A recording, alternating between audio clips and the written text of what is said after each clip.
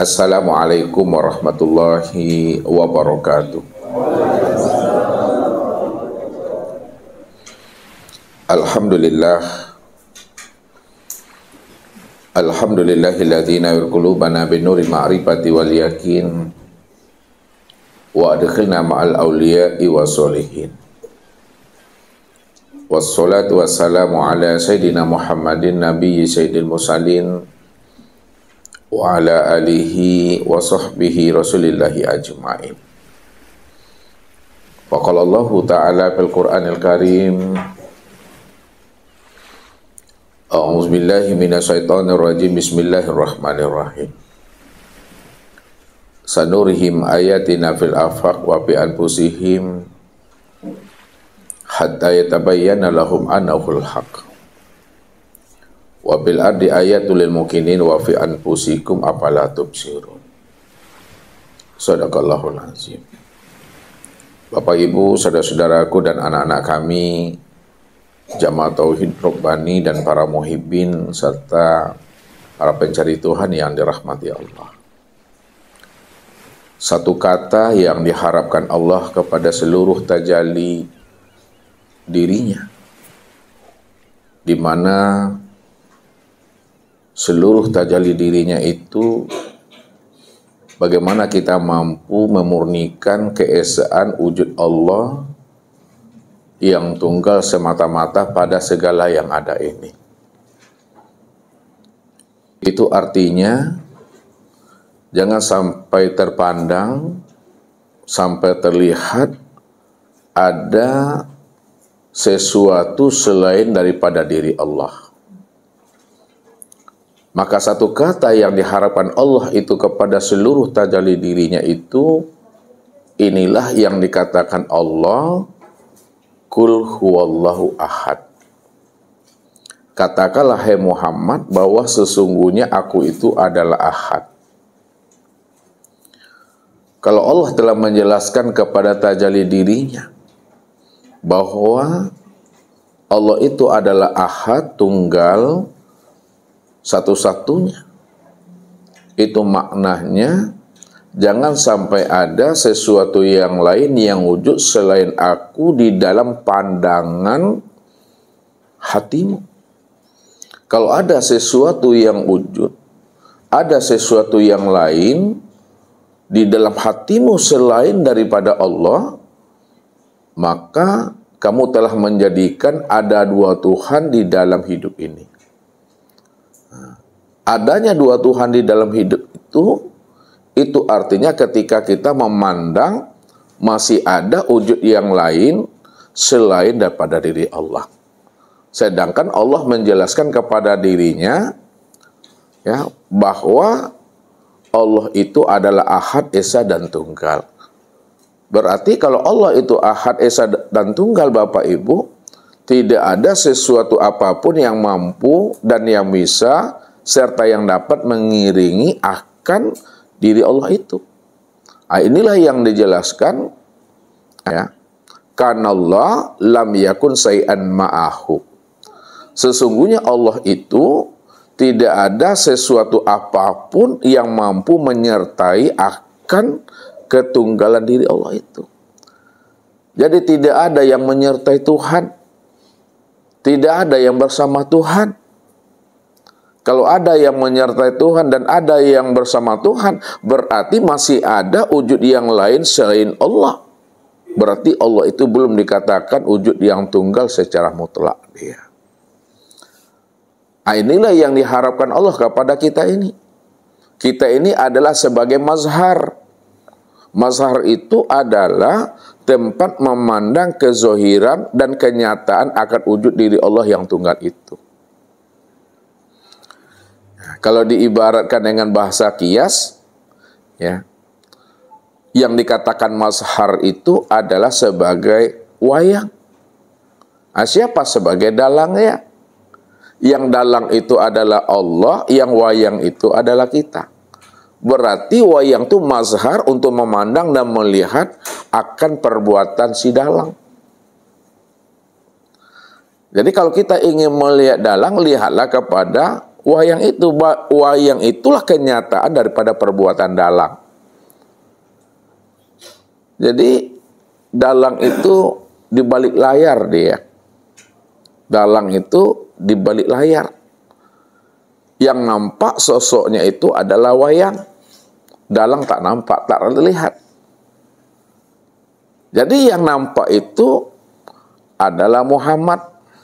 Yang nampak itu adalah hamba, yang nampak itu adalah sesuatu.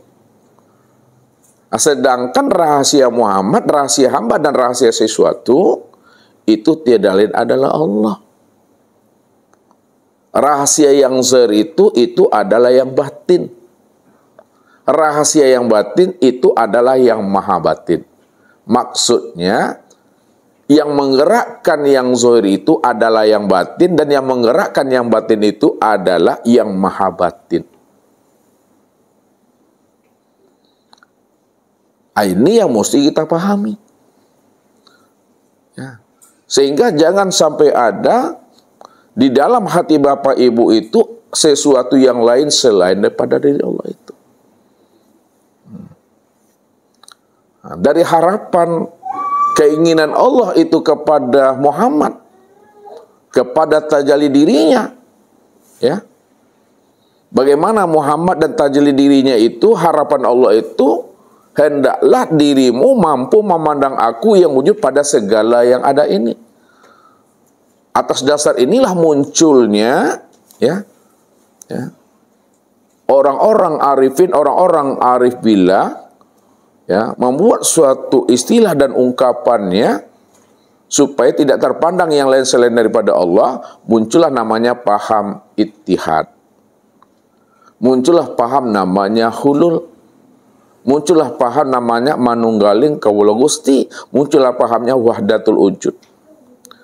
Ya. Jadi apa yang disampaikan oleh mereka?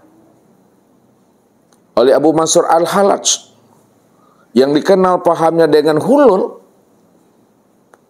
Ya, Abu Yazid Al-Bustami yang dikenal pahamnya dengan ittihad. Ya. Ibnu Arabi yang dikenal pahamnya dengan wahdatul wujud. Serta Syekh Siti Jenar yang dikenal pahamnya dengan manunggaling kaula Gusti. Apa yang mereka katakan, apa yang mereka sampaikan, istilah apa yang mereka utarakan itu sebenarnya, ya, kalau ditujukan kepada Allah memang tidak tepat bahasanya. Apa maknanya daripada hulul itu? Sehingga tidak tepat kalau ditempatkan itu pada Allahnya. Hulul itu, Allah itu nyatu, Allah itu fana lebur ke dalam diri hamba. Itu hulul namanya. Nah, bahasa logikanya Allah mengambil tempat kepada hamba. Kalau ittihad, hamba itu nyatu kepada Tuhan. Kalau wahdatul wujud, dua wujud menjadi satu wujud, dua titik terpatri menjadi satu titik dia. Kalau itu ditujukan kepada Allah, bahasa hulul, ittihad, dan wahdatul wujud manunggal kul Gusti memang tidak tepat. Tapi apa yang mereka sampaikan tidak salah, tidak keliru, tidak sesat. Karena apa yang mereka sampaikan sebenarnya untuk menghantarkan paham, penjelasan, jangan sampai terpandang ada wujud yang lain selain daripada diri Allah. Allah sajalah yang mestinya terpandang dalam pandangan hati kita ini. Kenapa Allah saja yang mesti terpandang dalam pandangan hati kita? Karena Allah itu adalah ahad. Maka satu kata, satu kalimat yang diharapkan Allah kepada kita ini sebagai tajalli daripada dirinya.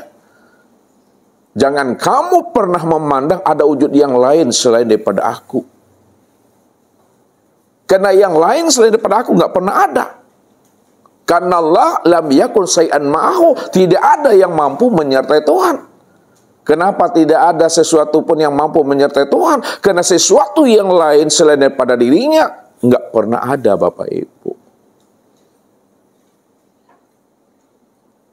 Maka apa yang disampaikan oleh orang-orang arifin? Apa yang disampaikan orang-orang ahlul kasyaf? Oleh Syekh Siti Jenar, oleh Ibnu Arabi, oleh Abu Mansur Al-Hallaj dan Abu Yazid Al-Bustami. Sebenarnya itu adalah sebagai istilah saja, ungkapan saja, memberikan pemahaman dan penjelasan kepada umat ini, jangan sampai ada terpandang di yang lain selain daripada Allah. Cuma bagi orang yang belum mengenal, orang yang hatinya belum tembus, memandang wujud keesaan Allah itu secara mutlak, di situ dia selalu mengatakan paham itu adalah sesat, bahkan jatuh kepada kekafiran tadi. Padahal apa yang dituduhkan kepada mereka, apa yang disesatkan kepada mereka, tidaklah seperti apa yang dipahami oleh Abu Mansur Al-Hallaj, oleh Abu Yazid Al-Bustami, dan oleh Ibnu Arabi. Karena menjelaskan yang hakikat, Bapak Ibu, menjelaskan apa yang ada di dalam dada ini, dijelaskan dengan kata-kata, sulit Bapak Ibu menjelaskannya. Karena sulitnya menjelaskan apa yang ada di dalam hati, apa yang ada yang dialami. Maka disitulah dengan kerendahan hati, dengan ketawadukan kolbunya, ruhaninya, yang telah rindu dan bermahabbah dengan Allah,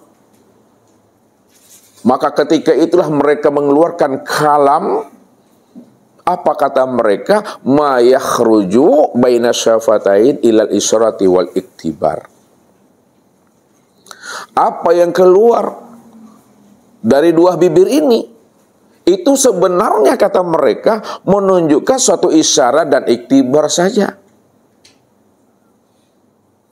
Pahami kalam itu dengan kolbu, pahami kalam itu dengan rasa.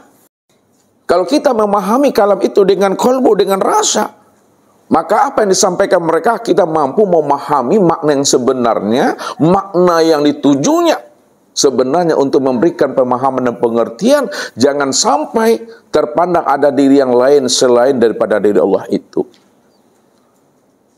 Tujuan mereka sebenarnya ingin memurnikan Allah, mentauhidkan Allah, mengesahkan Allah, bahwa Allah itulah dikatakan wujud yang mutlak, wujud yang hakiki, sehingga tidak ada pembanding selain daripada dirinya itu. Maka inilah yang dihantarkan oleh Syekh Siti Jenar kepada seorang murid Maulana Malik Ibrahim. Apa kata Syekh Maulana Malik Ibrahim kepada santrinya? Wahai santriku, ya, tolong sampaikan ya kepada Tuan Guru Syekh Siti Jenar, sampaikan berita ini bahwa aku ingin berkata dengan dirinya, ingin bertemu dan bersuah dengan dirinya. Suruh beliau datang menghadap aku sekarang ini juga. Kata Syekh Maulana Malik Ibrahim kepada santrinya, baik Tuan Guru, kata muridnya. Lalu datanglah santrinya Bapak Ibu menemui Syekh Siti Jenar. Wahai Tuan Guru Syekh Siti Jenar, dirimu dipanggil oleh Maulana Malik Ibrahim ya sekarang juga. Apa kata beliau? Wahai santri, Syekh Siti Jenar tidak ada, yang ada Syekh Lema Abang. Maka bingunglah santri tadi. Oh gitu ya wahai Tuan Guru, iya. Terus begitu saya akan kembali menemui guru saya. Disampaikanlah kembali, wahai Tuan Guru, pesanmu telah aku sampaikan kepada Tuan Guru Syekh Siti Jenar. Kata beliau, Syekh Siti Jenar nggak ada guru, yang ada Syekh Lema Abang. Oh gitu ya yang disampaikan oleh Syekh Siti Jenar. Iya guru. Lalu apa kata Maulana Malik Ibrahim? Sekarang kamu kembali panggil dia. Sampaikan, wahai Syekh Lema Abang, dirimu dipanggil oleh Maulana Malik Ibrahim sekarang juga. Baik Tuan Guru, akan aku sampaikan. Datanglah santri tadi Bapak Ibu menemui Syekh Lema Abang tadi. Wahai Tuan Guru Syekh Lema Abang, dirimu dipanggil oleh Maulana Malik Ibrahim sekarang juga. Apa jawaban beliau? Wahai santri, Sesungguhnya selema abang tidak ada. Yang ada itu hanya Allah. Nah, apa kata muridnya tadi? Panik aku. Tambah bingung Bapak Ibu. Tadi dibilangnya Siti Jenar nggak ada, yang ada selema abang. Dipanggil selema abang pula nggak ada, yang ada itu hanya Allah. Apa enggak panik santri tadi? Balik dia lagi, jumpai gurunya. Apa kata santri tadi? Wahai Tuan Guru, pesanmu telah aku sampaikan kepada beliau, selema abang. Tapi kata beliau, Guru, selema abang tidak ada, yang ada hanya Allah. Nah, bagaimana caranya lagi, Guru? Nah, sekarang gini kata gurunya. Wahai santri, panggil ketiga-tiganya. Katakan, wahai Tuan Guru Siti Jenar, selema abang dan Allah, dirimu dipanggil sekarang juga oleh Maulana Mali Ibrahim. Baik, Guru, aku akan sampaikan. Datanglah muridnya tadi, ya, menjumpai Syekh Siti Jenar dan selema abang tadi. Apa kata beliau? Wahai Tuan Guru Syekh Siti Jenar, Tuan Guru Syekh Lema Abang dan Allah, dirimu dipanggil juga oleh Syekh Maulana Mali Ibrahim sekarang juga. Maka barulah terbawa Bapak Ibu, ya. Datanglah beliau menghadap Syekh Maulana Mali Ibrahim. Karena sudah dipanggil ketiga-tiganya. Lalu yang menjadi pertanyaannya, yang menjadi persoalannya bagi diri kita malam hari ini Bapak Ibu, apakah ketika Syekh Siti Jenar, Syekh Lema Abang mengatakan dirinya adalah Allah kepada santri tadi, apakah beliau mengaku kepada santri dirinya Allah dan jadi Allah? Kalaulah beliau tidak mengaku dirinya Allah dan tidak pula mengaku jadi Allah kepada santri, lalu apa maksud yang sebenarnya yang disampaikan oleh beliau? Siti Jenar tidak ada, Selema Abang tidak ada, yang ada hanya Allah. Kalau bukan mengaku Allah dan kalau bukan ingin jadi Allah, apa maksudnya Bapak Ibu? Makanya kalau Bapak Ibu ingin tahu jawabannya, tunggulah pesan-pesan berikut ini. Jadi Bapak Ibu yang dirahmati Allah, ya. Jadi satu kata yang diharapkan Allah kepada seluruh tajalli dirinya itu, bagaimana Bapak Ibu mampu memurnikan keesaan Allah, bahwa Allah lah yang esa pada segala yang wujud. Ya, satu kata yang dimaksudkan Allah itu kepada tajalli dirinya, itulah yang dikatakan Kul huwallahu ahad. Katakanlah hai Muhammad, bahwa sesungguhnya aku itu adalah ahad. Jadi Allah menjelaskan kepada Muhammad sebagai tajalli dirinya tadi, bahwa sesungguhnya Allah itu adalah esa. Ahad itu adalah esa. Esa itu maksudnya tunggal. Tunggal itu maksudnya tiada berbilang. Tiada berbilang itu maksudnya hanya dia satu-satunya. Hanya dia satu-satunya itu maksudnya tiada diri yang lain selain dirinya. Nah, tiada diri yang lain selain daripada dirinya itu maksudnya hanya dia yang wujud semata-mata. Nah, yang wujud semata-mata itu maksudnya dialah yang mutlak. Dia yang katakan wujud yang mutlak itu. Ini yang diharapkan Allah, satu kalimat kepada kita, murnikanlah keesaan Allah itu, bahwa Allah lah yang tunggal pada segala yang wujud. Allah lah yang ada dari segala sesuatu ini. Jangan sampai terpandang, jangan sampai terlihat ada diri yang lain selain daripada dirinya. Kalau ada terpandang, ada terlihat diri yang lain selain Allah dalam pandangan hati Bapak Ibu, yang mampu memberi mudarat, yang mampu memberi bekas, yang memberikan manfaat, berarti telah ada dua Tuhan dalam pandangan hati Bapak Ibu. Kenapa ada dua Tuhan dalam pandangan hati Bapak Ibu? Karena Bapak Ibu masih memandang ada wujud yang lain selain Allah yang mampu memberikan mudarat dan manfaat itu. Ya. Oleh karena itu, kita murnikan Allah. Pandang Allah di atas segala-galanya. Letakkan Allah itu di atas segala-galanya. Sebelum peristiwa, setelah peristiwa, bersama peristiwa, dan meliputi peristiwa. Inilah yang diungkapkan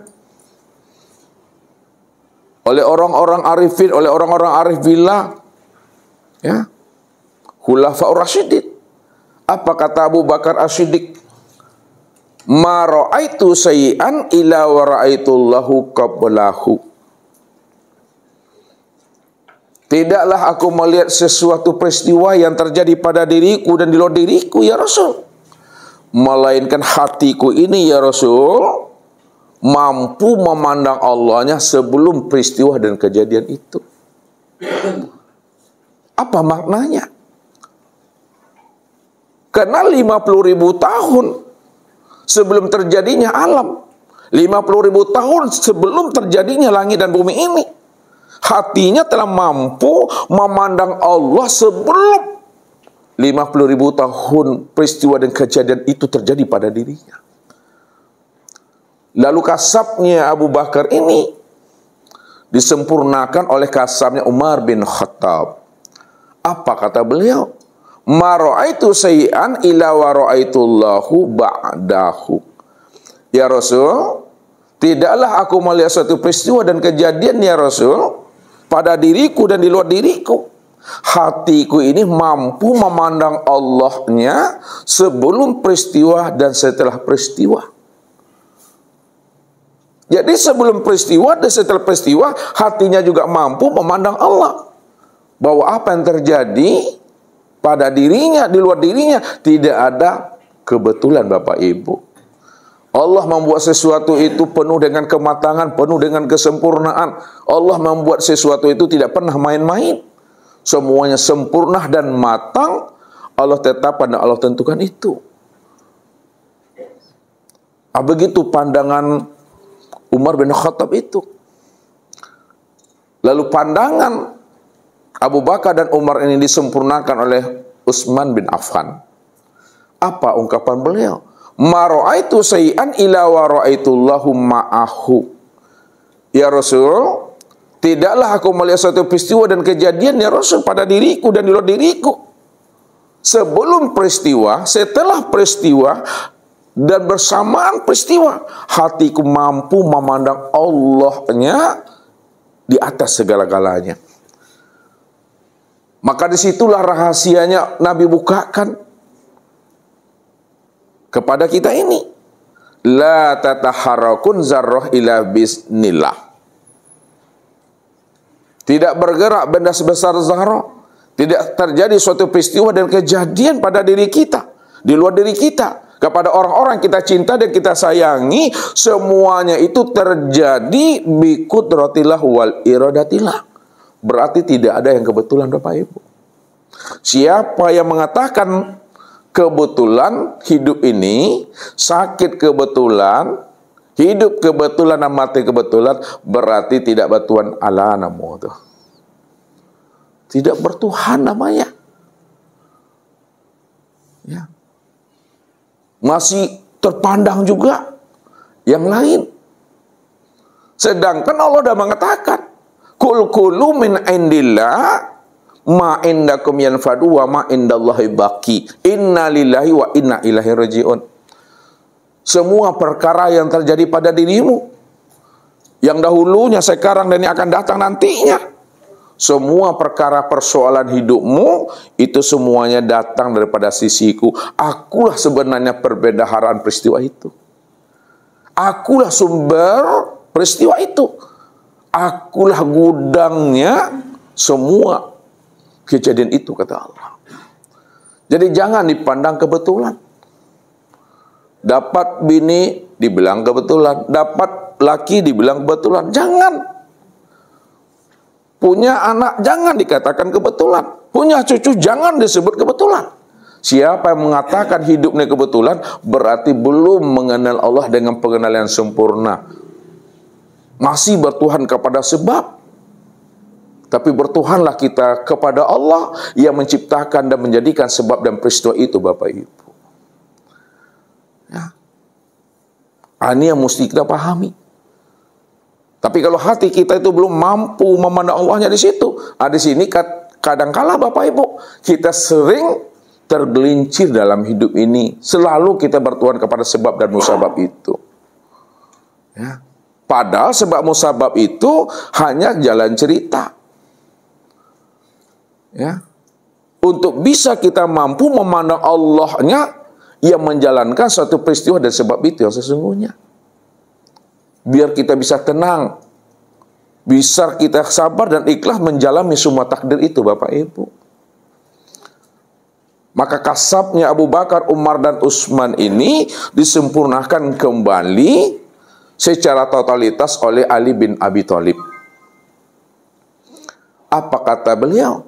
Ma ra'aitu sayyi'an illa wa ra'aitullahu fih. Tidaklah aku melihat satu peristiwa dan kejadian ya Rasulullah yang terjadi dahulunya, sekarang, maupun yang akan datang. Baik pada diriku dan di luar diriku, hatiku mampu memandang Allah. Semuanya adalah Allah, meliputi setiap peristiwa dan kejadian. Jadi sebelum peristiwa terpandang Allah, setelah peristiwa tetap terpandang Allah, beserta peristiwa juga terpandang Allah, meliputi peristiwa juga terpandang Allah. Inilah pandangan yang telah putus namanya, Bapak Ibu. Pandangan yang putus itu pandangan yang bulat maksudnya. Buliknya lebih bisa digolongkan, picaklah bisa dilayangkan. Tak bakuca iman di dadoro. Itu hati yang sudah isbat, hati yang telah mampu memandang Allahnya dari semua peristiwa, keadaan, dan peristiwa ini. Begitu kita itu memahaminya. Maka supaya hati kita itu mampu memandang Allah, supaya kita tidak bertuhan kepada yang lain lagi selain daripada dirinya, hanya Allah saja yang wujud semata-mata. Maka disinilah ya Ibnu Arabi, ya, Abu Mansur Al-Hallaj, kemudian Abu Yazid Al-Bustami dan Syekh Siti Jenar membuat satu istilah dan ungkapan dalam pemahamannya untuk menghantarkan pemahaman kepada umat ini bahwa Allah saja yang wujud dan Allah saja yang ada. Kul huwallahu ahad itu. Ini yang akan kita coba untuk memahaminya lebih halus, Bapak Ibu, supaya kita tidak mudah terhasut ya dengan kalam-kalam yang masih buta pandangan hatinya untuk memahami makna yang tersirat di balik apa yang disampaikan oleh Abu Mansur Al-Hallaj, oleh Abu Yazid Al-Bustami, Ibnu Arabi, ya, Syekh Siti Jenar itu. Nah, ini kita coba buka memahaminya ini. Khulul ini tokohnya itu Abu Mansur Al-Hallaj. Abu Mansur Al-Hallaj. Nah, kemudian Ittihad.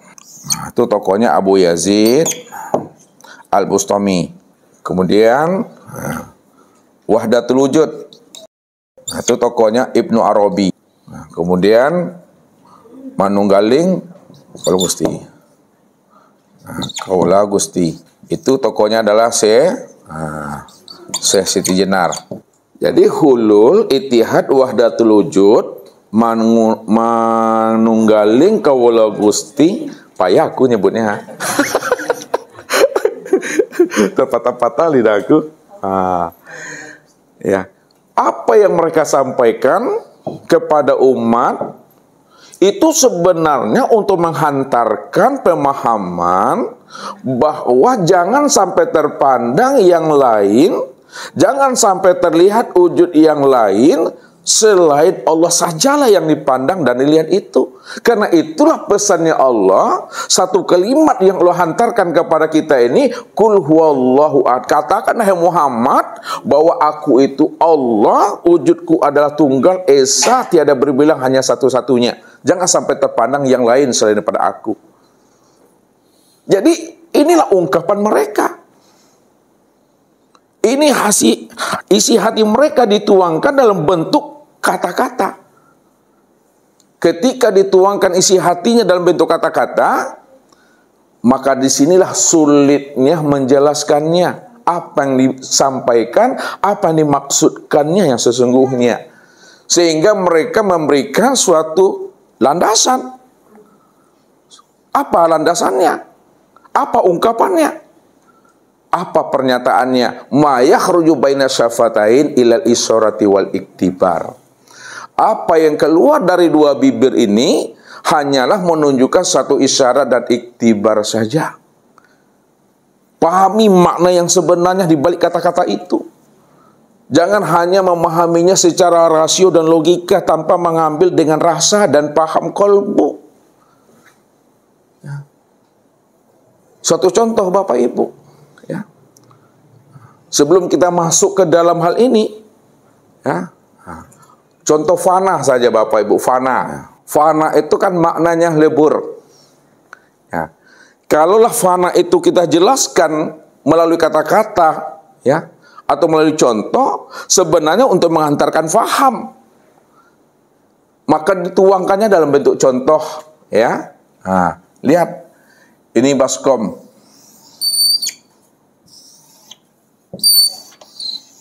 Kayak gini baskom tuh Pak dibuatnya. Ya, jadi karena Ustadz yang buat, ya inilah baskom nih namanya nih. Ini baskom nih. Ini ya baskom. Ya, batu kasawal di ladang kayak. Ya, baskom. Nah. Diisi air. Nah, diisi air Bapak Ibu. Lalu setelah diisi air, masukkan batu es ke dalamnya. Batu es. Setelah dimasukkan batu es ke dalamnya, tunggu 1 jam. Ya, maka es ini larut dan lebur ke dalam air. Nah, setelah batu es itu larut, lebur ke dalam air tadi, pertanyaannya, mana yang batu es, mana yang air? Sulit Bapak Ibu untuk menjelaskannya. Maksud fana itu, apakah seperti contoh yang dibuatnya ini? Tidak Bapak Ibu. Ini hanyalah suatu isyarat dan iktibar yang mesti kita pahami dengan rasa. Kalau ini yang diberikan contoh yang sebenarnya tentang Allah, tentu tidak tepat Bapak Ibu. Ya, Allah, ini Allah. Ya. Nah, fana dia kepada hamba, kayak batu es nih. Hamba panah pula ke dalam Allah itu. Allah lebur, sirnah, lenyap ke dalam diri hamba. Hamba, sirnah, lebur pula ke dalam diri Allah. Kalau seperti ini yang dipahami makna fana, iya keliru sangi itu Bapak Ibu. Keliru sangi itu. Jadi apa yang dia buat, apa yang dicontohkannya, bukanlah seperti yang kita pahami. Kayaknya Allah lebur menyatu dengan hamba. Hamba menyatu pula dengan Allah. Bukan seperti itu. Maka kalimat-kalimat yang mereka sampaikan ini jangan dipahami ya seperti hulul ini, bahasa isyaratnya ya. Hulul itu Allah lebur, lenyap, menyatu dengan hamba. Hulul namanya. Kalau itihad, hamba ya, menyatu dengan Allah. Wahdatul wujud, dua wujud menjadi satu wujud. Nah, dia wujud menjadi satu wujud dia Bapak Ibu. Sama juga dengan manunggalin kaulul Gusti tadi. Hamba dengan Allah, Allah dengan hamba betul-betul satu saja, satu wujud. Kalaulah bahasa ini dipahami seperti batu es lebur ke dalam air, ya salah, tidak tepat, tidak benar. Kalau dicontohkan seperti itulah keadaan Allah dengan hamba, hamba dengan Allah. Nggak benar tuh Bapak Ibu. Makanya mereka memberikan suatu panduan dan pedoman, landasan, ma yakhruju baina syafatain ilal isyarati wal iktibar. Apa yang keluar dari dua bibir hanya menunjukkan suatu isyarat dan iktibar saja. Pahami maksud itu dengan rasa dan kalbu. Nah. Contohnya seperti fana ini. Tidak seperti itu Bapak Ibu. Satu contoh lagi, ini dalam bahasa Minang sajalah. Kalau bahasa Minang itu kan selalu berkias-kias di Bapak Ibu. Kalau bahasa Minang berkias, dia bahasa bersayap, lalu Bapak Ibu pahami dengan secara rasio dan akal, ya, nanti menyimpang makna yang sebenarnya. Nah, contohnya apa? Ya, kata pepatah Minang, ya, duduk surang, basampi-sampi, duduk bersama, balapang-lapang. Benar nggak ungkapan itu secara rasio dan akal? Duduk sendiri, duduk surang, ya, basampi-sampi, sempit-sempit aku, itu maksudnya, duduk bersama, berlapang-lapang. Benar nggak ungkapan itu secara logika dan rasio Bapak Ibu? Salah kan? Yang benarnya kayak mana, Daniel? Kalau memang benar secara rasionya. Duduk sendiri berlapang-lapang. Duduk sendiri berlapang-lapang, duduk bersama-sama. Secara rasio kan begitu Bapak Ibu. Duduk sendiri itu yang berlapang. Duduk bersama kayak ini bersempit kita. Tapi bahasa kiasnya, apa yang disampaikan oleh orang Minang tadi, benar itu. Kita saja yang salah memahaminya. Kita memahaminya secara rasio dan logika. Tidak memahaminya secara rasa tadi. Padahal yang dihantarkan oleh beliau itu makna yang sebenarnya. Apa makna yang sebenarnya daripada duduk bersama, berlapang-lapang, duduk sendiri bersempit-sempit? Nah, lihat. Kalau duduk sendiri bersempit-sempit Bapak Ibu, kalau kita ada problem, ada masalah kita, ya, sendiri kita, ya, bersempit-sempit tidak dapat jalan keluarnya. Yang ingat paling-paling tiang gantungan, jembatan leton, atau tidak dapat jalan keluarnya itu. Sempit akal pikirnya, buntu jalan keluarnya. Ingatnya baik gon aja tuh. Ya. Duduk bersama berlapang-lapang, ada masalah, ada problem. Banyak kawan memberikan solusi, saran, masukan. Banyak jalan. Itu yang dikatakan duduk bersama itu berlapang-lapang. Duduk sendiri itu bersempit-sempit. Akan terbalik dengan rasionya Daniel tadi itu kan. Begitu mesti memahaminya. Apalagi bahasa hulul ittihad wahdatul wujud itu memahami dengan rasa Bapak Ibu. Nggak bisa dipahami dengan logika dan rasio. Ini Allah, ini hamba, Allah nyatu dengan hamba. Mana benar kayak gitu? Ya, Allah batin, hamba ini makhluk, alam. Tak mungkin pula Allah nyatu dengan alam. Tak mungkin pula lah alam nyatu dengan Allah. Tak mungkin pula ada Allah dengan alam menyatu, dia satu wujud dia. Bukan seperti itu yang dimaksud oleh beliau. Apa yang diungkapkan oleh mereka sebenarnya untuk memberikan keterangan, memberikan penjelasan dan menghantarkan paham, jangan sampai terpandang di dalam hati kita ini sesuatu yang lain selain Allah. Allah sajalah yang mesti dipandang, karena Allah cuma yang wujud semata-mata. Jadi tidak terpandang yang lain lagi selain daripada Tuhan. Ini yang Ustadz coba memberikan contoh dan pertanyaan sama Bapak Ibu. Walaupun contoh dan pertanyaan ini udah sering itu. Bagi yang udah sering hadir tuh udah sering contohnya ini. Contoh ya. Ini Ustadz contohkan kepada Rani dulu lah. Rani tahu namanya kacang padi? Kacang padi itu kacang apa sebenarnya tuh? Oh, kacang hijau, bukan kacang miang ya. Kacang hijau kenanya hijau. Kacang padi kenanya gadang-gadang padi. Sekarang Rani dibelinya kacang padi tadi itu seperempat kilo ya. Seperempat kilo dimasukkan ke dalam wadah cambung nih, yang seperempat kilo nih.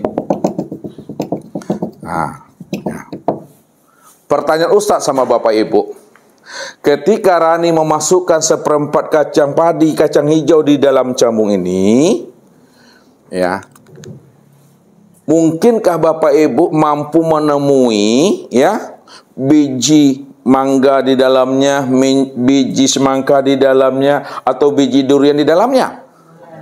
Kenapa tidak mungkin Bapak Ibu bisa menemui ada biji mangga, biji durian, biji semangka dalamnya? Karena di dalamnya adalah kacang hijau. Kalau kacang hijau di dalamnya, berarti tidak bisa kita menemui ada yang lain selain daripada kacang hijau itu. Kan kacang hijau isinya dalam. Ya. Kalau kacang hijau yang ada di dalamnya, tentu yang bersobok kacang hijau. Tak mungkin ada biji durian dalamnya. Semangka. Apa maksud Ustadz nih? Lihat. Kalau Allah cuma yang wujud, Allah cuma satu-satunya, yang tunggal, ahad, mungkinkah Bapak Ibu mampu menemui wujud yang lain selain wujud Allah? Kenapa tidak mampu ibu-ibu dan bapak-bapak menemui ada wujud yang lain selain wujud Allah? Karena tidak ada wujud yang lain selain Allah. Berarti hanya Allah saja yang ada. Adanya wujud Allah itu bikulli syai'in muhit. Ala innahu bikulli syai'in muhit. Ketahuilah sesungguhnya Allah itu meliputi segala yang ada. Allah itu meliputi segala sesuatu. Sesuatu itu untuk menghantarkan paham bahwa dialah yang meliputi segala sesuatu itu. Nggak ada yang lain lagi selain daripada dirinya. Kalau tidak ada yang lain selain pada dirinya, berarti dialah yang wujud dan yang nyata pada segala yang ada itu. Itulah maksudnya tadi. Apa yang disampaikan oleh mereka itu untuk menghantarkan paham. Jangan sampai terpandang ada diri yang lain selain daripada diri Allah itu. Kalau terpandang ada diri yang lain selain daripada diri Allah, ada dua Tuhan di situ. Ada dua wujud di situ. Ini yang disebut pandangan yang sudah ahad. Pandangan yang sudah muwahhid, pandangan yang sudah putus, memandang Allah di atas segala-galanya. Sehingga tidak ada lagi yang menyertai Tuhan. Mungkinkah ada yang lain menyertai Tuhan? Tidak mungkin. Kenapa tidak mungkin? Karena yang lain tidak pernah ada, yang ada hanya Allah saja. Ini makna yang sebenarnya. Supaya pandangan kita itu pandangan yang putus, pandangan yang kasar. Jangan kita sampai berdosa gara-gara masih memandang ada wujud yang lain selain pada diri Allah itu. Kalau terpandang wujud yang lain selain daripada diri Allah, maka itu yang disebut namanya dengan awaba itu. Awaba.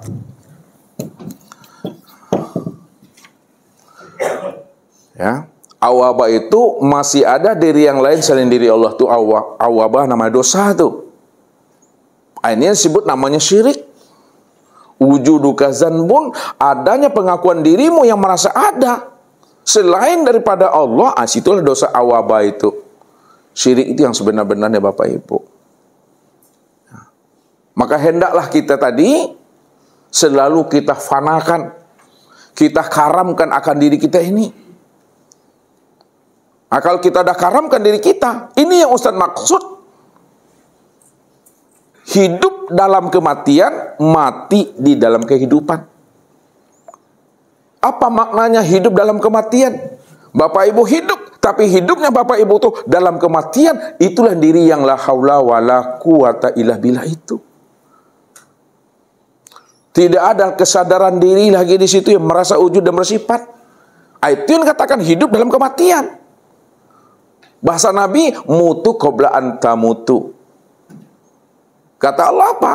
Bila engkau adalah engkau, maka engkau tak kenal aku. Bila engkau bukanlah engkau, pasti engkau kenal akan aku. Jadi kalau kita ingin melihat dan menyaksikan Allah selalu, hilangkanlah kesadaran diri yang merasa wujud dan bersifat itu. Itu maksudnya. Kalau Allah yang wujud, maka terlihatlah akan dirinya. Disitulah munculnya satu kaidah, kullu maujudun yasihu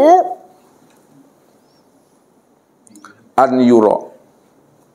Setiap yang wujud itu sah untuk bisa dilihat.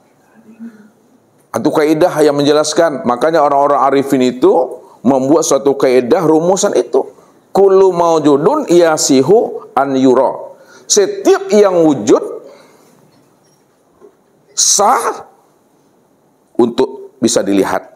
Contoh, ini apa namanya Bapak Ibu? Ini wujud nih. Kalau ini wujud, bisa nggak Bapak Ibu lihat nih? Itu dia. Karena ini spidol ini wujud, ada, maka adanya spidol ini bisa dilihat. Kalaulah spidol ini wujud, ya, ada, namun tidak terpandang oleh seseorang, padahal dia wujud di muka dia, tak terpandang oleh seseorang, apa namanya itu boleh? Itu yang mutusannya itu. Allah wujud, Allah tunggal, dia semata-mata. Dialah segala yang ada dan segala yang ada. Itulah wujud nyata dirinya. Lalu ada juga yang tak mampu memandang akan wujud nyatanya dirinya. Apa namanya itu Pak Andre? Itu yang putusannya itu. Makanya orang-orang arif billah seperti Abu Mansur Al-Halaini menghantarkan pemahaman bahwa pandangan itu benar-benar pandangan yang ahad itu. Pandangannya wujudiyah. Pandangannya wujud. Hanya Allah saja yang terpandang. Tidak ada yang lain selain daripada dirinya itu. Ini yang kita lepas daripada dosa itu. Maka latihlah hati kita ini untuk menafikan sesuatu selain daripada Allah. Sehingga yang terpandang itu Allah sajalah pada diri dan di luar diri. Bagaimana cara memfanakan diri kita ini sehingga yang terpandang itu hanya Allah. Yang terpandang itu hanya ahad itu saja. Disinilah kita disuruh memfanakan diri. Fanakan diri. Bagaimana cara memfanakan diri? Ya, kata Nabi, ya, man arafa nafsahu bil fana'i faqad arafa rabbahu bil baqa'i. Man arafa nafsahu bil mauti faqad arafa nafsahu bil hayati. Siapa yang kenal, lihat, man arafa nafsahu bil fana'i faqad arafa rabbahu bil baqa'i. Man arafa nafsahu bil mauti faqad arafa rabbahu bil hayati. Siapa yang mengenal dirinya itu fana, maka disitulah dia mengenal Tuhan itulah yang baqa. Siapa yang mengenal dirinya bahwa dirinya itu mati, maka disitulah dia mengenal bahwa Tuhannya itulah yang hidup. Jadi bagaimana cara memfanakannya? Tilik di dalam hati selalu, ditilik ke dalam. Yang diri Bapak Ibu itu ada tubuh, ada hati, ada ruh, dan ada sir. Ya, jadi caranya fanahkan tubuh pada hati. Apa arti fana itu, Bapak Ibu? Lenyapkan. Bahasa lainnya apa lagi? Hilangkan, lenyapkan, hapuskan, hancurkan, karamkan, matikan, sirnahkan, luluh lantakkan. Tidak fana luluh lantakkan. Hancurkan, karamkan, ya, tubuhmu pada hati. Maka nyatalah, tampaklah hati itu yang berbuat. Itu maksudnya. Fanahkan, hancurkan, hapuskan hatimu pada ruh, maka tampaklah ruh itu yang berbuat. Fanahkan, hapuskan, hancurkan ruhmu pada sir, maka tampaklah sir yang berbuat. Ini namanya fana. Fanahkan sir ke dalam zat, maka tampaklah zat yang berbuat.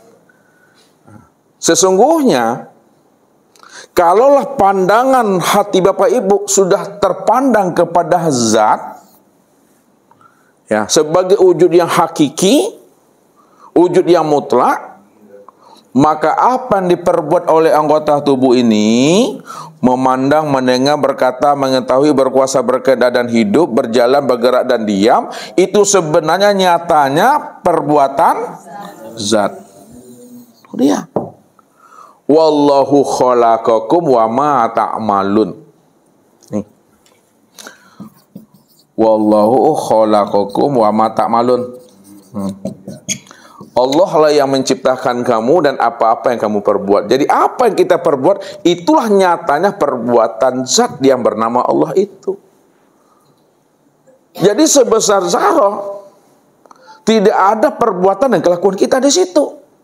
Ma indakum yanfadu. Apa yang ada di sisimu itu nggak pernah ada. Ma khalallahu fahuwal batil. Apa selain daripada Allah itu batil, nggak pernah ada. Kosong, nggak pernah ada itu. Nah, jadi jangan diadakan selain daripada Allah. Allah sajalah yang ada di dalam hati kita ini. Pandangan inilah yang disebut namanya pandangan yang sudah muwahhid itu. Pandangan yang sudah ahad.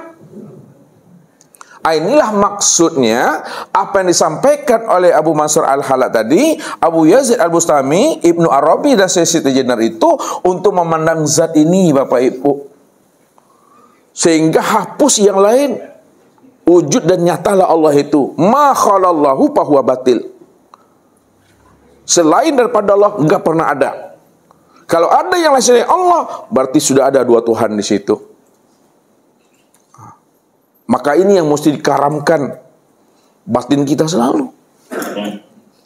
Supaya kita apa? Selamat dunianya, selamat pula akhiratnya kita tadi itu. Nah, jadi kalau sudah terpandang Allahnya, hidup kita sudah menjadi rahmatan fil alamin dan lil alamin. Nah, itu dia. Rahmatan fil alamin dan rahmatan lil alamin. Karena sudah terpandang Allahnya di situ, Bapak Ibu. Inilah yang dimaksud oleh Siti Jenar tadi terhadap santrinya Maulana Mali Ibrahim itu. Ya. Jadi apa yang dikatakan oleh Siti Jenar, apa yang dikatakan oleh Syekh Lema Abang kepada santrinya Maulana Mali Ibrahim, bukan dia mengaku kepada murid tadi Allah. Bukan dia ingin menjadi Allah. Enggak pernah. Tak ada kalimat itu menghantarkan pemahaman dia mengaku Allah dan dia jadi Allah. Kalimat yang dikeluarkan oleh Siti Jenar, Selema Abang, ya, Siti Jenar tidak ada, Selema Abang tidak ada, yang ada hanya Allah. Bukan dia mengaku Allah, bukan dia ingin jadi Allah. Apa yang disampaikannya itu memberikan pemahaman kepada santri tadi, wahai santri, pahami oleh dirimu bahwa Siti Jenar, Selema Abang, dirimu nggak pernah ada, yang ada itu hanya Allah. Kalau Allah yang ada, lalu siapa di santri itu, siapa di Siti Jenar itu, siapa di Selema Abang itu, itulah yang dikatakan mazhar. Ini yang disebut namanya mazhar. Mazhar itu, itulah kenyataan untuk memandang wujud nyatanya rupa akan diri Allah itu yang sebenar-benarnya. Ya. Atau cermin saja, atau bayang-bayang saja untuk melihat nyatanya akan rupa diri Allah. Jadi rupanya banyak, wajahnya banyak, bentuknya banyak, namun dirinya tetap ahad. Nah, sekarang Ustaz mau minta contoh kepada Pak Haji Zainuddin. Ini alam itu, Hah? alam. Bagaimana alam tuh? Sesuai dengan kata Ustaz, pandangan itu nampak yang banyak. Ya bagaimana contohnya coba? Ini alam ini. Bagaimana alamnya? Alam ini itu banyak nih. Sesuatu itu banyak. Yang ada cuma satu, Allah. Contoh konkretnya yang gimana? Biar jelas bahwa ibu-ibu nih. Ya lihat. Jadi rupanya banyak, bentuknya banyak, wajahnya banyak, sifatnya banyak, namun dirinya hanya satu saja. Ini contoh yang sudah sering Ustaz sampaikan sama Bapak Ibu tuh kan. Contohnya ya, kapas.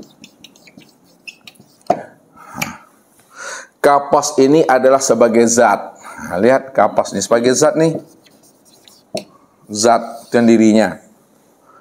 Ya, lalu kapas ini berubah bentuk dia, berganti wajah dia menjadi benang. Benang menjadi kain. Kain menjadi baju. Kain menjadi celana. Kain menjadi apa lagi? Sarung. Lihat. Pertanyaannya sama ibu-ibu. Ketika ibu-ibu ya memandang sarung, memandang baju, memandang celana, memandang kain, memandang benang, apa yang terpandang pada benang, kain, baju, celana, dan sarung? Yang terpandang itu kapas. Ya, kalau yang terpandang itu kapas pada benang, kain, baju, celana, dan sarung, maka sesungguhnya benang, kain, baju, celana, dan sarung itu, inilah yang disebut namanya dengan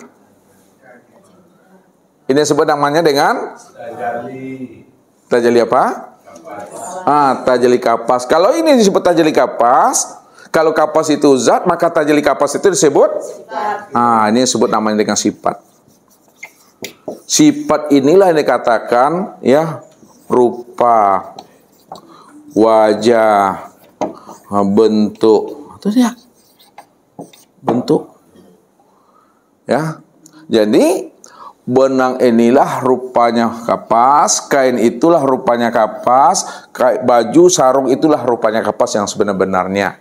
Itu maknanya, rupanya boleh banyak, bentuknya boleh banyak, wajahnya bentuk banyak, namun hakikat diri daripada segala bentuk rupa dan segala bentuk rupa dan wajah itu tiada lain adalah satu. Itulah zat itu. Nah, kita antarkan makna yang sebenarnya. Zat itu yang bernama Allah tuh. Sedangkan sifat itu yang bernama Muhammad.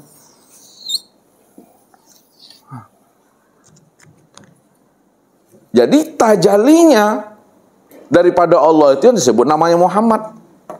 Maka apa kata Allah? Qul huwallahu ahad. Hei Muhammad, katakan bahwa aku tuh Ahad Esa. Jangan terpandang olehmu ada yang lain selain daripada aku. Kalau terpandang oleh Muhammad ada yang lain selain daripada diriku dalam bentuk rupa yang berbeda, wujud yang lain, berarti kamu belum mampu mengesahkan aku dalam segala yang wujud itu. Itu maksudnya. Jadi kita itu diminta oleh Allah, jangan kita ini terpandang ada wujud yang lain selain daripada Allah. Pahamilah di dalam hati kita ini, segala yang wujud, segala yang ada dalam bentuk rupa yang berbeda wujud yang lain, itulah nyatanya akan rupa wajah Allah itu. Nah, kalau diperhaluskan maknanya, ya, zat ini yang disebut namanya yang batin. Sedangkan sifat ini disebut namanya yang zahir. Jadi zahirnya bermacam-macam wujudnya. Namun hakikat diri yang zahir itu satu juga, itu yang batin tadi itu. Apakah batin dengan zahir, zahir dengan batin itu berpisah Bapak Ibu? Tidak. Kalau tidak berpisah, Ustaz mau tanya sama Daniel. Yang batin itu kalau tidak berpisah dia dengan zahir, lalu di mana letaknya yang batin itu? Daniel? Pada yang zahir. Bagaimana untuk mengenal yang batin itu ada di dalam yang zahir itu? Bagaimana caranya? Bagaimana cara memandang yang batin itu ada dalam zahir? Bagaimana cara memandang yang batin itu ada dalam zahir itu? Contohnya? Bentuk rupa yang zahir ini, bentuk rupa yang zahir ini, bentuk rupa yang batin. Kenapa Daniel bisa mengatakan bahwa bentuk rupa yang zahir ini adalah bentuk rupa yang batin? Karena yang batin tadi telah zahir. Karena yang batin itu telah zahir. Zahirnya dalam bentuk apa? Alam. Bentuk alam. Bahwa alam itu adalah bentuk yang batin. Kalau alam itu bentuk yang batin, maka sesungguhnya alam itu alam batin. contoh yang lebih mudah dipahami dan dimengerti. Coba Bapak, bahwa memandang yang batin itu di dalam yang zahir. Bagaimana contoh konkretnya? Kalau tadi bahasanya umum agak payah Bapak Ibu memahaminya. Bahwa yang batin itu ada di dalam yang zahir. Contohnya tubuh dengan ruh. Bahwa yang batin itu ada di dalam yang zahir. Contohnya bergeraknya tubuh akan ada ruh. Berarti ruh itu berada pada tubuh itu. Itu cara memandangnya.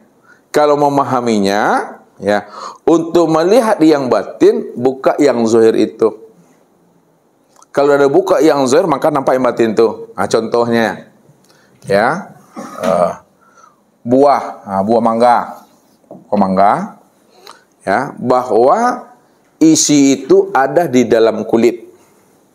Isi ada di dalam kulit. Untuk melihat isi, buka kulit. Ketika kita telah buka kulit, maka nampak nampak isinya. Untuk mendapatkan rasa, makan isinya.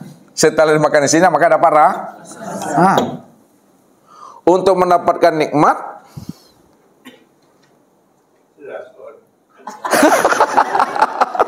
untuk mendapatkan nikmat, rasakanlah. Ya, rasa itu pada lisan kita. Disitulah kita bisa mendapatkan nikmat. Berarti nikmat itu adanya di mana? Nikmat itu ada pada rasa. Rasa itu pada apa? Pada isi. Isi itu di dalam kulit itu. Kemana arah makna yang sebenarnya ini? Lihat.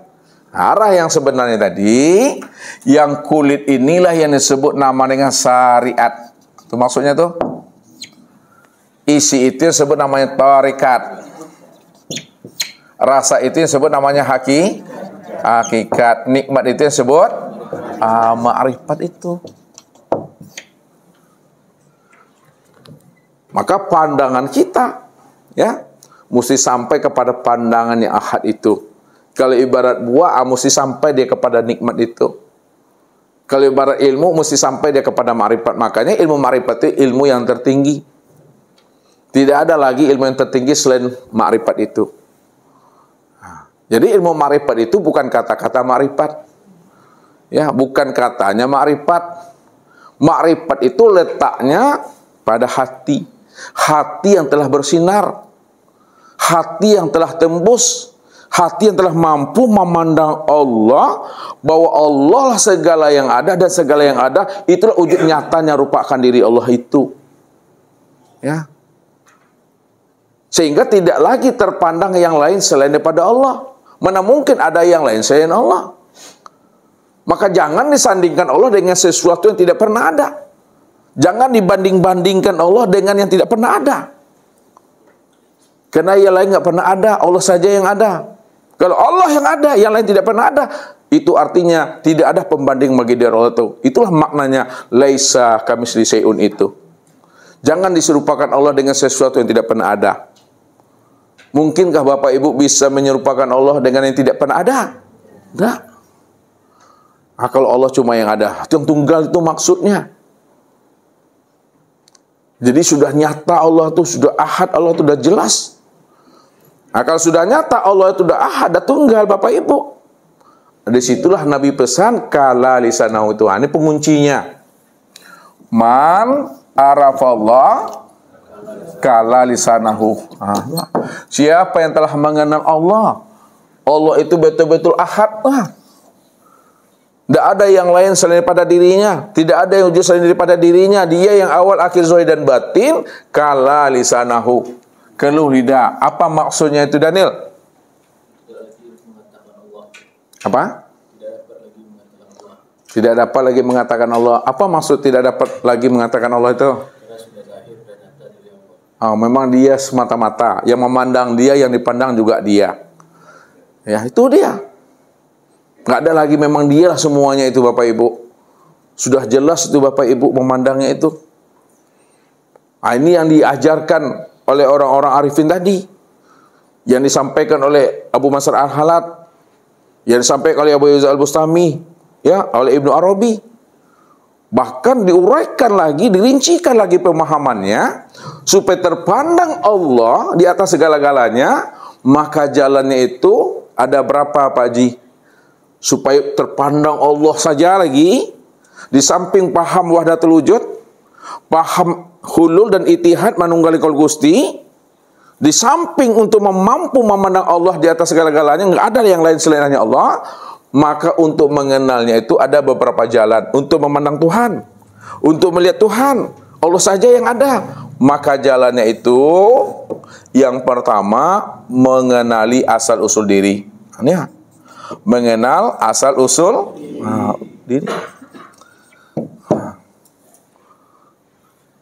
Tujuan kita mengenal asal usul diri itu supaya Allah saja yang terpandang. Itu maksudnya tuh. Apa bedanya dengan hulul? Apa bedanya dengan itihad? Apa bedanya dengan wahdatul wujud? Sama.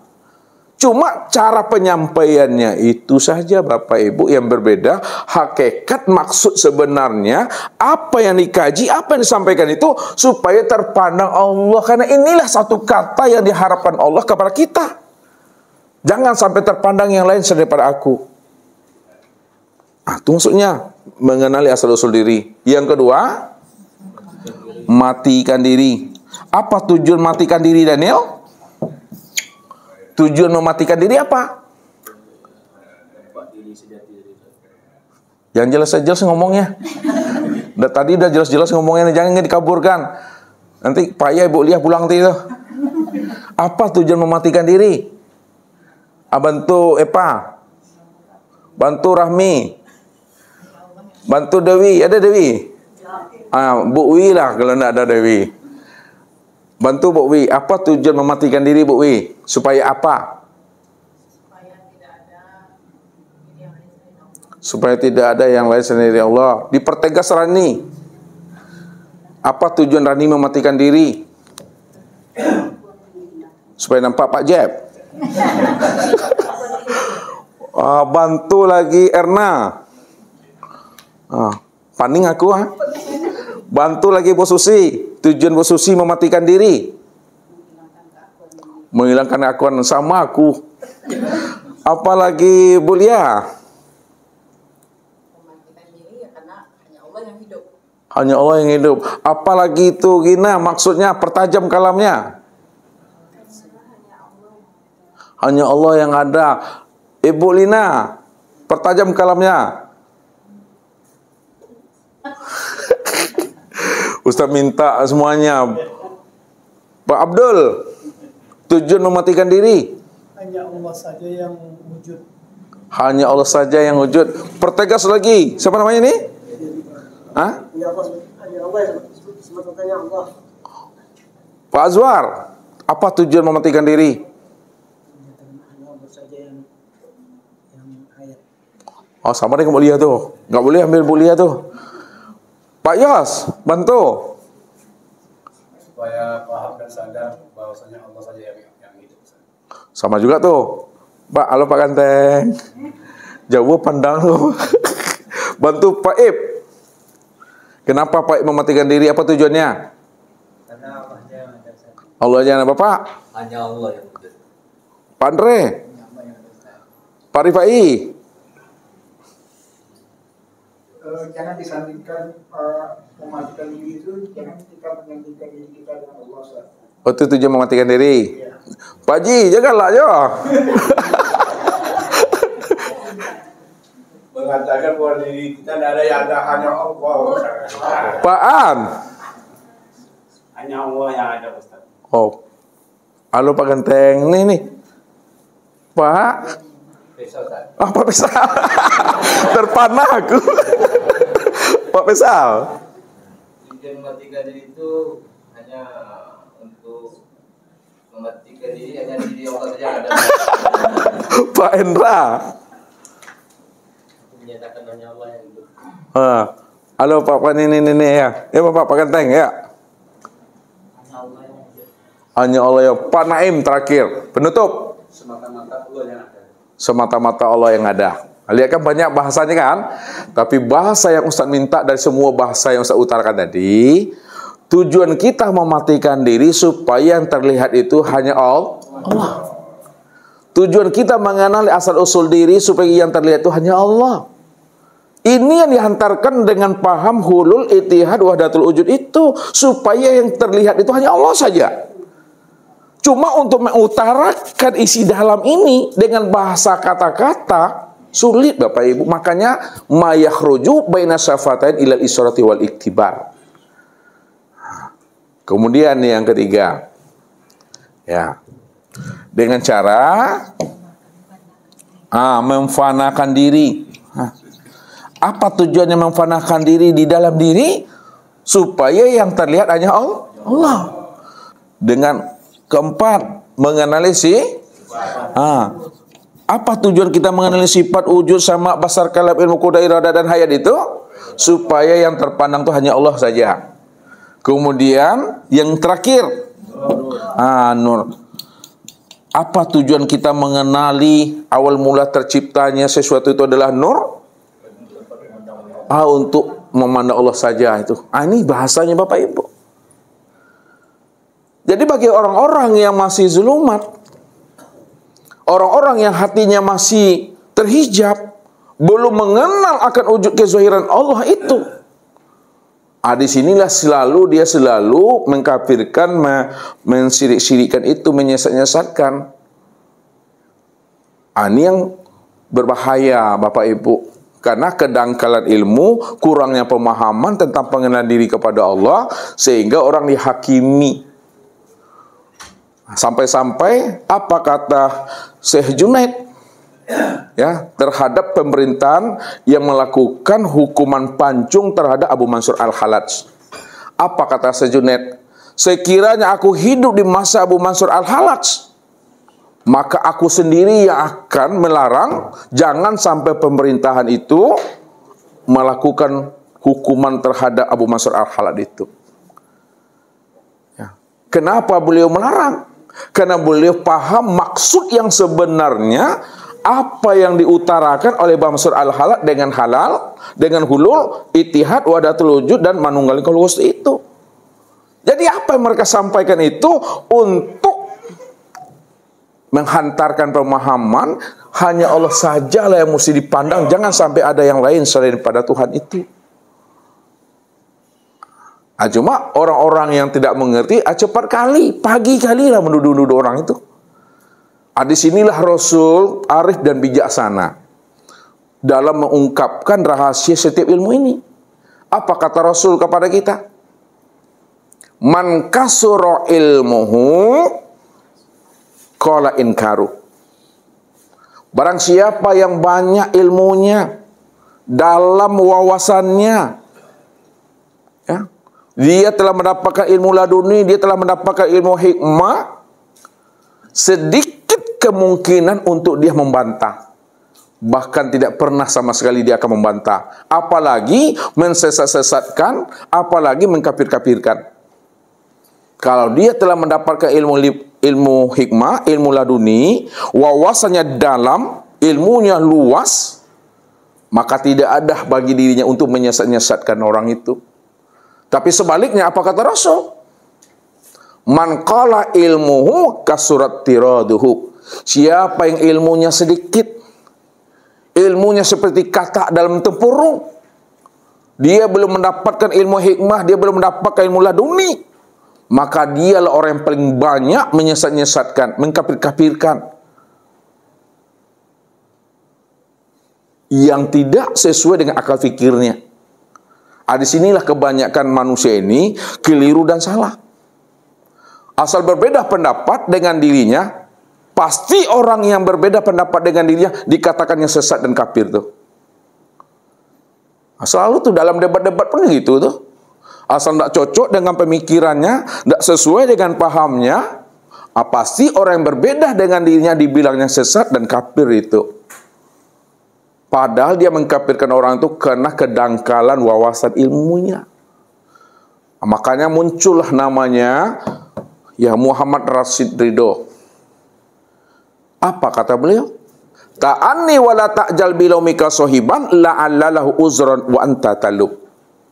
Jangan kamu sekali-kali cepat sekali kamu mau nuduh orang kafir, sesat dan neraka, padahal orang yang kamu tuduh sesat, kafir, neraka itu dia punya dasar, dia punya dalil terhadap tuduhan kamu kepada dirinya. Itu mesti memahami. Ya. Jadi kalau kita ingin tahu, bertanya kita kepada dirinya. Jangan kita membaca di luar. Masuk kita ke dalam dirinya itu. Apa maksud yang sebenarnya? Ya. Ini dengan membaca buku saja, oh ini sesat nih. Dengan melihat video saja, oh ini sesat nih dah. Akhirnya apa? Dengan kata-kata dia memfatwakan sesat, maka Abu Mansur Al-Halat tadi dihukum bunuh kena fatwanya tadi itu. Padahal dia dangkal pemahamannya. Begitulah Siti Jenar juga begitu. Ya. Karena yang dibunuhnya, yang dimatikannya tubuh, padahal diriku ini bukan tubuh. Aku ini bukan tubuh. Kalau aku bukan tubuh, maka aku hidup. Bagaimana awalnya, begitu akhirnya. Karena aku itu bukan tubuh, akan tetapi aku itu adalah ruh. Ruh itu tiada lain adalah dia itu. Itu rahasianya. Saking tingginya ilmu Siti Jenar, ya, Ibnu Arabi, Abu Mansur Al-Halat dan Abu Yazid Al-Bustami, saking tingginya tidak tercapai, terjangkau oleh orang-orang syariat. Dia hanya mampu memandang yang zahir saja, mampu memandang yang wujud saja. Saking tingginya, sampailah mereka mengatakan sesat dan kafir di situ. Padahal Nabi mengatakan apa? Ya. Siapa yang menuduh seseorang itu adalah sesat, kafir, itu adalah suatu kefasikan, kata Rasulullah. Apalagi sempat membunuhnya. Itu dah zolim kali itu, Bapak Ibu. Jadi jangan dengan kedangkalan wawasan kita memahami rahasia-rahasia Allah itu sehingga kita berfatwa mereka sesat dan kafir dan neraka. Ya. Padahal amal mereka sendiri belum tentu diterima. Ya. Diri mereka sendiri mereka tak mampu menjaminnya. Tapi mereka mampu mensesatkan orang, mengkafirkan seseorang, dia aja yang selamat. Nah, itu yang berbahaya itu. Ya, merasa dirinya benar. Itulah sifat munafik itu. Nah, jadi sifat munafik itu salah satunya merasa dirinya yang paling benar. Kenapa merasa diri yang paling benar? Ketika ilmunya sudah tinggi menurut dia, kalamnya menjadi fatwa, kalamnya menjadi hujah, ilmunya menjadi rujukan. Itulah yang membuat hijab batu penaruang bagi dirinya. Di mana letaknya hijab dan batu penaruang bagi dirinya ketika ilmunya dah tinggi, ilmu menjadi sandaran dalil, ilmunya di sanadnya, ilmunya menjadi hujahnya. Ketika itu dia sudah mengaku menjadi hakim Tuhan, sudah mengaku menjadi jaksa Tuhan, sudah mengaku menjadi wasit Tuhan. Apa sebabnya dia telah mengaku jadi jaksa Tuhan, hakim Tuhan, jaksa Tuhan? Karena ilmunya sudah menjadi rujukan. Ya, ilmunya sudah bisa difatwakan, ilmunya sudah bersanad katanya. Disitulah dia merasa menjadi hakim Tuhan, jaksa Tuhan dan wasit Tuhan. Kalau tidak sesuai dengan ilmunya, kafir, sesat dan neraka itu. Padahal orang yang dikafirkannya itu adalah orang yang bermahabbah kepada Allah. Orang yang disesatkannya itu adalah orang yang tidak berjarak dengan Allah. Orang yang kafirkannya itu orang yang hatinya benar-benar sudah berkekalan dengan Tuhannya. Inilah berbahaya itu. Inilah pesannya Allah kepada kita. Kalau kita mengaku ilmu kita dalam, menjadi jaksa Tuhan, hakim Tuhan, apa kata Tuhan? Siapa yang datang menghadap aku dengan ilmunya, ilmunya itu akan aku tanya. Siapa yang datang kepada aku dengan amal ibadahnya, amal ibadahnya akan aku hisab. Dan siapa yang datang kepada aku dengan ma'rifatnya, juga ma'rifatnya akan aku tanya, benar tak dia mengenal aku atau sebatas ucapan kata-kata saja? Tapi siapa yang datang menghadap aku dengan diriku, tidak aku tanya dia, tidak aku hisap dia, itu adalah hak dan urusan aku. Karena akulah yang lebih tahu, kata Tuhan. Nah, jadi jangan kita terhijab dengan ilmu kita. Jangan kita bertuhan dengan ilmu kita. Ya. Karena Allah senantiasa selalu menurunkan rahmat karunia-Nya kepada orang-orang yang Dia pilih, Bapak Ibu. Ya. Jadi ilmu yang diberikan Allah itu hanya sebatas yang diberitahu. Lebih banyak lagi ilmu yang belum diberitahu oleh Allah kepada dirinya. Oleh karena itu, jangan kita merasa lebih dari yang lain. Jangan kita merasa paham. Lebih benar kita daripada yang lain. Ini mesti pahami. Jadi jangan kita merasa tinggi dan merasa lebih itu. Ini yang dikatakan oleh Ibnu Athaillah itu. Idza fataha laka wijhatan fala tuballi ma'aka in qala amaluk. Apabila Allah sudah mengetuk hatimu dengan ma'rifat, Allah dah bukakan rahasia hatimu tentang Allah, tentang dirinya, maka tidak mengapa kalau amal-amal sunatmu itu masih sedikit. Tidak mengapa itu. Apabila Allah telah membukakan hatimu dengan rahasia-rahasia dirinya itu. Tidak mengapa kalau amal kita masih kurang, masih sedikit. Sebab apa? Ketika Allah membukakan rahasia dirinya kepada diri kita, Bapak Ibu, itu sangat bernilai daripada ibadah yang kita lakukan sebagai bentuk penyerahan diri kita kepada Allah. Kalau yang ibadah yang kita lakukan ini sebagai penyembahan, sebagai bentuk penyerahan kita kepada Allah, maka lebih bernilai lagi lah orang-orang yang Allah berikan ke dalam hatinya itu ilmu ma'rifat tadi. Dibandingkan banyak amal ibadah tapi belum bermakrifat kepada Allah. Maka disinilah dikatakan oleh Rasul, tafakkaru sya'a khairum min ibadati sab'ina sana. Bertafakkurnya kamu sesaat tentang Allah, menilik kamu ke dalam diri tentang Allah. Siapa Allah, siapa diriku? Kalau Allah itu wujud nyata dan zahir, mana wujud nyata dan zahir itu? Karena setiap yang wujud bisa dilihat. Kalau Allah bisa dilihat, lalu tak mampu kita melihatnya, kamu belum mampu mengenalnya dengan pengenalan sempurnanya. Ini yang kita pahami tadi. Sehingga tidak ada lagi yang terpandang dan tertili, itu hanya Allah saja. Ya. Disitulah rahasianya. Ya. Bertafakur sesaat itu lebih baik daripada ibadah 70 tahun lamanya tapi tidak mengenal Tuhan. Nah, apa maksud Ustadz? Kita lakukan sholat sunat selama 70 tahun lamanya, namun kita tidak mengenal Allah. Lebih baik walaupun kita tidak melakukan amal sunat 70 tahun, lebih baik lagi sesaat waktu yang kita gunakan untuk mengenal Tuhan itu lebih baik daripada ibadah 70 tahun tapi tidak mengenal Tuhan. Ini yang ditekankan oleh Ibnu Athaillah itu. Iza fataha laka wajhaka min ta'aruf fala tuballi ma'aka in qala amaluk. Kalau Allah sudah ketuk hatimu, Allah dah bukakan, Allah dah kenalkan rahasia dirinya kepada kita. Tak mengapalah, kata Tuhan, walaupun amal sunnahmu masih sedikit. Bukan Ustaz melarang Bapak Ibu, ya jangan salah nanti memahaminya. Bukan Ustaz melemahkan amaliyah Bapak Ibu. Ya.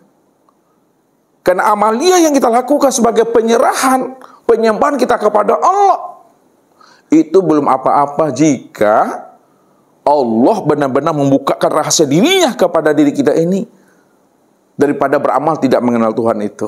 Itu maksud Ustaz itu. Bukan melemahkan amaliyah kita maksudnya, bukan begitu maksudnya. Kalau bahasa yang jelasnya, ya, beramal tiada berilmu, itu nggak ada harunya. Beramal tanpa berilmu, tidak ada jiwanya. Beramal tanpa ilmu, itu mati. Mana ruhnya ibadah, mana ruhnya amal? Ruhnya ibadah dan amal itu, itulah pengenalan diri kepada Allah. Itu yang mesti dipahami. Sehingga tidak ada yang mesti kita sombongkan, tidak ada yang mesti kita ujubkan, apalagi beramal dalam rangka menuntut-nuntut Tuhan. Ya. Nah, kalau kita beramal menuntut-nuntut Allah, apa kata Allah? Walaula fadlullahi alaikum warahmatuhu mazaka minkum min ahadin abadalah kuntum minal khasirin. Kalau bukan karena karuniaku, kalau bukan karena rahmatku, kalau bukan karena anugerah aku kepada dirimu, maka tidak mampu kamu melakukan amal ibadah dan ketaatan kepada aku. Jadi jangan kita berpaham amal ibadah yang kita lakukan itu walaupun sebesar zarah, jangan kita berpaham bahwa amal itu karena kemampuan usaha dan ikhtiar kita. Jangan berpaham seperti itu. Sebesar zarah amal ibadah dan ketaatan yang Bapak Ibu lakukan bukan karena kemampuan Bapak Ibu, bukan karena usaha dan ikhtiar Bapak Ibu, akan tetapi seluruh amal ibadah yang kita lakukan itu sebenarnya semata-mata karena anugerah, kasih sayang dan pemberian Allah kepada kita yang dipilihnya tadi itu. Baru kita bermain rasio dan logika. Ini saya antarkan bermain rasio dan logika. Kalaulah sebesar zarah amal kebaikan yang keluar dari diri kita ini bukan karena usaha dan kemampuan kita, akan tetapi semata-mata karena karunia dan anugerah Allah kepada diri kita, pantaskah kita, layakkah kita menuntut-nuntut Allah dengan amal ibadah yang kita lakukan? Tidak layak dan tidak pantas. Di mana tidak layak dan tidak pantasnya ibu-ibu kita tuntut Allah dengan amal kita? Bu, lihat dulu, ajak berpikir dulu. Sangat tidak pantas Ustaz, karena kan semuanya dari Allah. Kita kan tidak mampu Iya, sangat tidak pantas dan sangat tidak layak. Di mana letaknya sangat tidak pantas dan tidak layak? Karena sebesar zarah amal kita itu semata-mata karena pemberian Allah. Itu karena karunia-Nya, itu karena rahmat-Nya. Kalaulah semua amal kita itu karena karunia dan rahmat-Nya, salat kita karena karunia-Nya, puasa kita karena rahmat-Nya, zakat haji kita semuanya bentuk kasih sayangnya, maka tidak pantas dan tidak layak dituntut Allah itu dengan amal-amal kita. Itu yang mesti dipahami. Sehingga kita beribadah itu tidak lagi berdagang. Kita beribadah itu tidak lagi bernegosiasi. Kita beribadah itu tidak lagi tawar-menawar, apalagi beribadah melakukan intervensi terhadap Tuhan. Haram betul itu Bapak Ibu. Dah salah cara kita bertuhan kepada Allah. Kita jadikan Allah sebagai Rabb kita, supaya Allah menjadi budak nafsu kita. Ini berbahaya. Kan banyak orang mengaku hamba Allah, tapi di balik pengakuannya Allah dijadikan sebagai hamba buat dirinya. Allah wajib patuh kepada aku, Allah mesti turut kepada aku. Kalau tidak, awas. Ada ngancam Tuhan itu dah. Ngancam Tuhan itu dah. Masa Allah diancam-ancam Bapak Ibu? Ya, dituntut-tuntut. Tidak ada hak kita, tidak ada pantasnya kita menuntut Allah. Kita ini hidup karena Dia. Kita melihat karena Dia, kita mendengar karena Dia, kita beramal karena Dia, maka tak pantas itu Bapak Ibu. Begitu memahaminya. Bapak Ibu, ya, apa yang disampaikan oleh Abu Mansur Al-Halad, Syekh Abu Yazid Al-Bustami, ya, Ibnu Arabi, apa yang mereka katakan dengan bahasa hulul, ittihad, wahdatul wujud dan lain sebagainya itu sebenarnya untuk menyatakan bahwa Allah sajalah yang mesti terpandang dalam hidup ini. Tujuannya apa supaya Allah terpandang dalam hidup ini? Untuk memurnikan akan keesaan ketunggalan Allah. Sampai-sampai dikaji oleh mereka bagaimana supaya terpandang Allah. Kenalilah diri, pasti terpandang Allah itu. Matikan diri, pasti terpandang Allah itu. Fanahkan diri, pasti terlihat Allah itu. Kenalilah sifat diri, pasti terlihat Allah itu.